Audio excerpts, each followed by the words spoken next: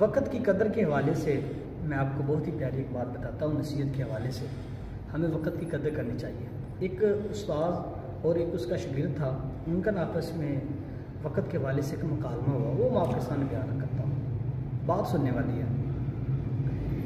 उस्ताद साहब ने अपने शागिर्द से कहा, बेटा अगर तुम्हारे पास 86,400 रुपये हों और तुम लेके जा रहे हो और आगे से डाकू आए, तुमसे 10 रुपये छीने और भाग जाए, तो क्या तुम उन 10 रुपये जो डाकू लेकर गया है उसको लेने के लिए जाओगे उसके पीछे, या बाकी आपके जो 86,390 रुपये हैं उनको हिफाजत करते हुए अपने रास्ते पर निकल पड़ोगे?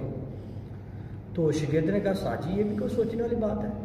मैं लाजमी जो मेरे बाकी बचे हैं 86,390 रुपये उनकी हिफाजत करूँगा, 10 रुपये तो हकीर सी रकम है, उनको छोड़ दूँगा। तुम्हारा बयान और मुशाहदा ये दुरुस्त नहीं।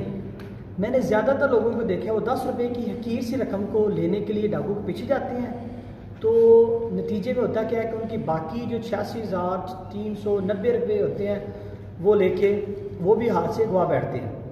तो शागिर्द ने हैरत से उस्ताद की तरफ देखा, उस्ताद ये कैसे, ये तो मुमकिन ही बात नहीं। तो उस्ताद साहब ने बताया, असल में ये 86,400 तुम्हारे एक दिन के सेकंड हैं।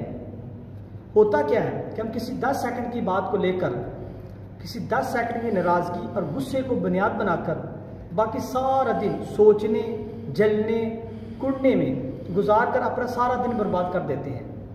ये 10 सेकंड हमारी बाकी बचे हुए 86,390 सेकंड को भी बर्बाद कर देते हैं। लिहाजा बातों को नज़रअंदाज करना सीखिए।